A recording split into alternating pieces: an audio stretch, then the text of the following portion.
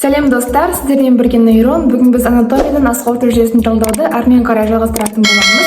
Видеоны бастамас бұрын каналға тіркеліп, видеоға лайк басып, комментарийға видео жайлы өз пікіріңізді қалдыруды ұмытпаңыз.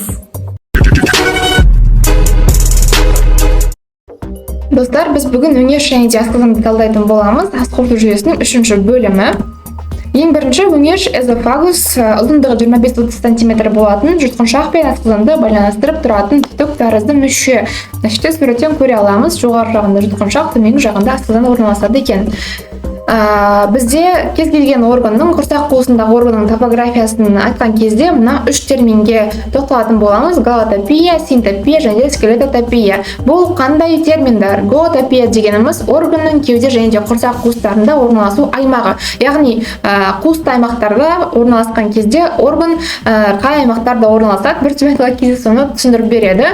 Келесі бізде скелетотопия, ол органның қаңқа сүйектеріне байланысты орналасуын айтады. Синтопия дегеніміз органның жанында орналасқан органдарға байланысты орналасу аймағын айтады. Сіздер асқорыту жүйесін оқытушыға айтқан кезде міндетті түрде осы 3 терминмен айтатын болсаңыздар, ол кісілер сіздің білетін студент екеніңізді түсінеді. Так, енді өңештің голотопиясы қандай? Өңеш бізде мойын, кеуде және де құрсақ аймақтарында орналасады. Мінекей мойын, кеуде және де құрсақ аймақтарында орналасады. Және де сол орналасу аймақтарына байланысты топографиясына жеке-жеке тоқталатын боламыз. Қазір ең бірінші өңештің скелетотопиясы 6 және де 7-ші мойын омыртқаларында басталып, 11-ші кеуде омыртқа деңгейінде аяқталатынын айтып өтуіміз керек.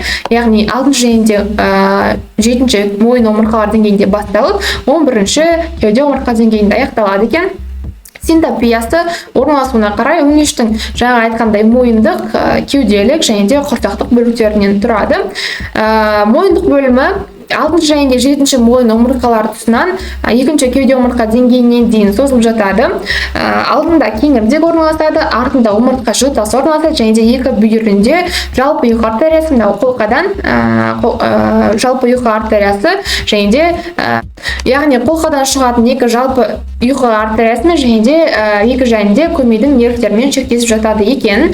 Сонымен қатар бізде кеуделік бөлігінде, кеуделік бөлімі 2-ші кеуде омыртқа деңгейінен басталып көкетке дейін созылып жатады екен. Яғни көкет 10-ші кеуде омыртқа деңгейіне жатады. Мінекей көкет. Алдында қолқа доғасы орналасады, кеңірдек орналасады, сол басты бронх орналасады және екі шетінен медиастинальды плеврамен шектеседі екен.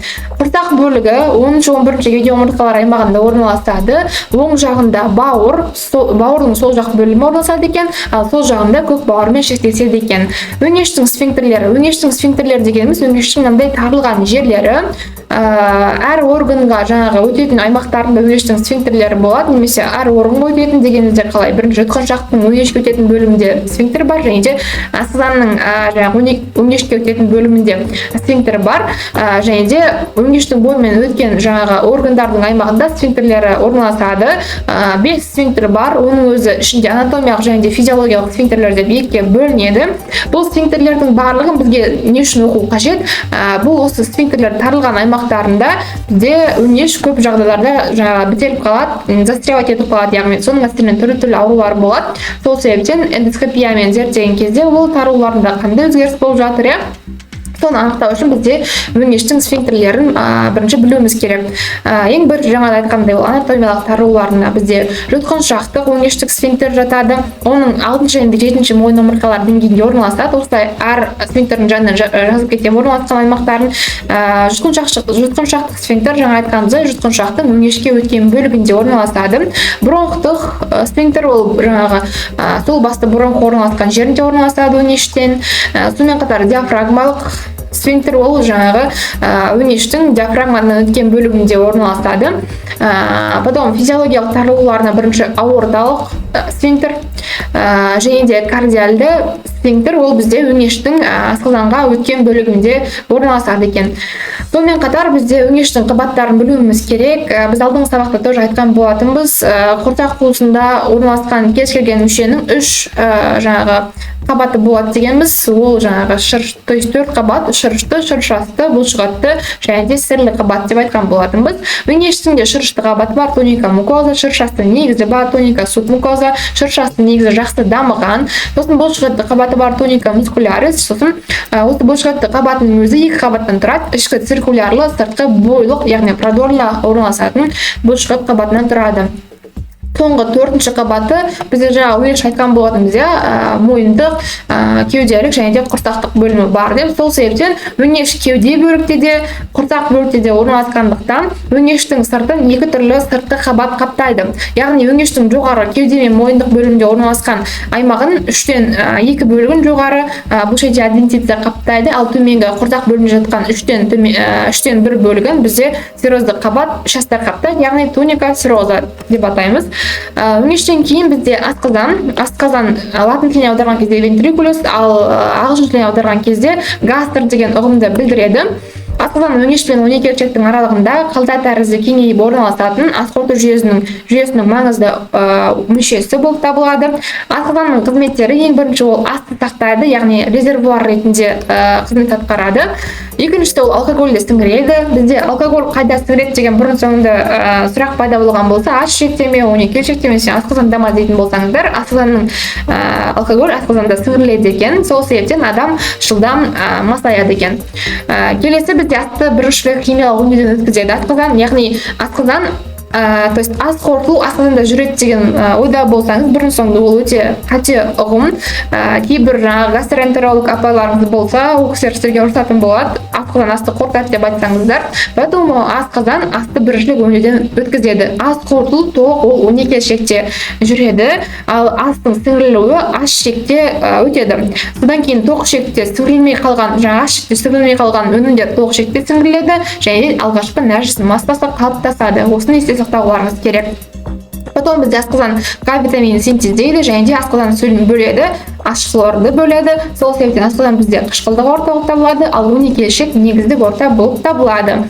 Енді асқазанның құрылысына жеке келіп тоқтайық. Асқазан бағана біз айтқандай кардиялық бөлімнен тұрады. Кардиялық бөлімі ол өңештің асқазанға өткен бөлімі болып табылады. Парс кардиака.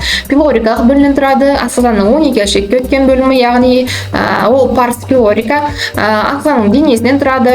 Корпус. Екі беті бар асқазанның, алдыңғы және де артқы беттері, фацис антериор, фацис постериор. Кіші және де үлкен иілімдері бар. Курватура вентрикули майор, минор, кіші иілімі, мынау үлкен иілімі болып табылады. Және де түбі, фундус, мінекей асқазанның түбі. Ол жерде бір сұрақ болуы мүмкін, асқазанның түбі неге жоғары бөлігі, неге мына 12 ішекке өткен бөлімі емес деп. Потому что бізде анатомия ғылымы ол труптарды изучать етілетін болғандықтан, труп жатқан кезде ол асқазанның түбі горизонтальды бөлігі кішкене труптың жаңағы түбіне жақын орналасады екен, түбіне жатыңқырап орналасады екен. Сол себептен ғалымдар труптан көрген кезде асқазанның түбі осы жоғары бөлігі деп белгілеген екен. Есте сақтау керек осыны. Асқазанның топографиясы 4-тен 3 бөлігі оң жақ қабырғасы аймаққа дейін созылып жатады, ал 4-тен 1 бөлігі эпигастриға дейін созылып жатады. Бізде жаңа құрсақ қуысы аймағын айтқан кезде эпигастри, мезогастри және де гипогастри деген ұғымдармен танысатын боламыз. Оны біз шарттары жекеше өтетін боламыз. Әзірше факт ретінде асқазанның 4-тен 1 бөлігі эпигастри аймағына дейін созылып жатады деп есте сақтау керек. Сосын бізде асқазанның скелетотопиясы, ол кардиалдық бөлігі 11-ші кеуде омыртқа деңгейіне дейін орналасады екен, ал пилорикалық бөлігі 1-ші бел омыртқа деңгейінде орналасады екен. Осы топографиясындағы мынау жаңағы скелетотопияны міндетті түрде жақсылап есте сақтау керек болады. Оны бізде анатомия оқытушылары өте қатаң түрде сұрайды. Потом бізде асқазанның синтопиясы, ол жоғары жағында диафрагма орналасады, және де бауырдың сол жақ бөлігі орналасады екен, алдыңғы бөлігінде бауырдың сол жақ бөлігі, жоғары жағында диафрагма. Сонымен қатар алдында құрсақ қабырғасы жатады екен. Құрсақ қабырғасының артқы қабырғасы ғой, то есть алдыңғы жағында құрсақ қабырғасы жатады екен. Вот. Сол жағында бізде көк бауыр жатады, артында шарбылық қап жатады, сальниковая сумка, яғни сальниковая сумканың алдыңғы қабырғасы асқазанға қарап жатады. Сальниковая сумканы да біз шастары өткен кезде толығырақ тоқталатын боламыз оған. Әзірше факт ретінде есте сақтайық. Сосын бізде асқазанның артында ұйқы безі орналасады, сол бүйрек және де бүйрек үсті без орналасады, ал төменінде бізде тоқ ішектің көлденең бөлігі орналасады екен. Келесі бізде асқазанның байламдары. асқазанның байламдары не үшін қажет деген кезде бізде кез келген құрсақ қуысында орналасқан органдар бір орында тұру үшін бізде жатқан кезде, аунаған кезде, тұрып жүрген кезде шайқалып кетпес үшін бір орында нақты тұру үшін оны жан-жағынан байламдар жаңағы ұстап тұрады. Байламдардың қызметі осы. Енді асқазанның байламдары бізде бірнеше байламы бар, оны 5 байламы бар. Оны жақсылап есте сақтау үшін ұзаққа барудың қажеті жоқ. Просто жанындағы жатқан жаңағы органдарын білсеңіздер болды. Ең бірінші жаңа бізде айттық, диафрагма орналасады жоғары жағында, жаңағы бауыр орналасады дедік, көк бауыр орналасады дедік, төмен жағында тоқ ішек орналасады дедік, артында ұйқы безі орналасады дедік. Солай ма?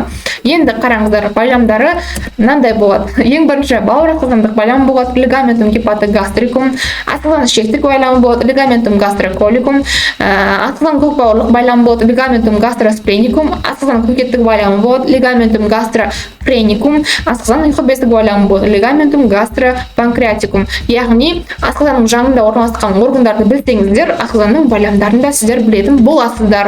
Яғни жаңағы асқазан мен асқазанның жанында орналасқан органдар бір-бірімен осы байламдар арқылы байланысып бір орында құрсақ қуысында сақталып тұрады екен. Келесі, бізде асқазанның қабаттары. Басқа органдардағыдай асқазанның 4 қабаты бар дедік, бірақ та жаңағы ас қорыту жаңағы мүшелері, ас қорыту органдары өзінің атқаратын қызметіне байланысты қабаттарының құрылысы сәл-пәл бір-бірінен өзгерістері болады. Ең бірінші бізде шырышты қабаты, шырышасты қабаты болады. Шырышасты қабатында асқазанның өте жақсы дамыған, себебі бізде мұнда астың бірінші химиялық өңдеуден өткізетінін білеміз. Шырышасты негізінде бір қабатты цилиндр тәрізді клеймен қапталған екен, онда 35-40 миллионға жуық асқазан бездері орналасады екен. Енді осы шырышасты негізін айтқан кезде бізде айтып кететін нәрсе, асқазанның құрылымдық негізі болады. Ол негізгі және де қосымша бездері бар, асқазан криптасы. Яғни асқазанның құрылымдық негізі ол желудочная крипта с главными и обкладочными клетками. Бұл жаңағы главный обкладочный клетка дегеніміз қандай клеткалар? Ең бірінші бізде ПП жасушалар, яғни панкреатикалық полипептидті өндіреді, ПП жасушалары. Сосын G клеткалар, ол гастринді өндіреді, және де М клеткалар, олар муцинді өндіреді. Муциннің қызметі қандай? Муциннің қызметі бағана біз асқазанда ашқор өндіріледі деп айтқан болатынбыз. Ол асты химиялық өңдеуге өткізу үшін қажет болады. Енді ол ашқор өте қышқылдық зат болғандықтан бізде асқазан бірінші өзін-өзі ол қышқылдық заттан қорғау керек. Сол қорғаныстық қызметі бізде Н клеткалары осы муцин атқарады екен. Бізде муциннің қызметі бұзылған кезде язва, эрозиялар, гастриттер пайда болады. Оны бізде стресстік факторлар және де НПВС, яғни противовоспалительные нестероидные препараты, сонымен қатар бізде антибиотиктар деген секілді өнімдер осы асқазанның жаңағы муциннің қызметін бұзады. Сонымен қатар хеликобактер пилори. Соның арқасында бізде язва, эрозия и гастрит пайда болады деп айтқан болатынбыз. Потом бізде асқазанның бұлшықетті қабаты бар. Бұлшықетті қабаты жақсы дамыған, тоника мускулярис, оның өзі 3 қабаттан тұрады. Сыртқы бойлық жолақ қабаты, ол үлкен және де кіші иілімдерінде жақсы дамыған екен. Ортаңғы циркулярлы қабаты пилорикалық бөлімдер жақсы дамыған екен, және де ішкі қиғаш қабаты болады. Сонымен қатар асқазанның соңғы сыртқы қабаты, ол сірлі қабаты, тоника тироза. Әшшен көре аламыз, шырышасты қабаты, бұлшықетті және сыртқы сірлі қабаты. Так, достар, бізде осымен асқазанмен өңгешті талдап болдық. Видеоны соңына дейін көргендеріңізге алғысым шексіз. Видео ұнап жататын болса, каналға тіркеліп, видеоға лайк басып, және де комментарийға видео жайлы өз пікіріңізді қалдыруды ұмытпаңыздар. Келесі бөлімде кездескенше, келесі бөлімде біз жуан және жіңішке ішектер талдайтын боламыз.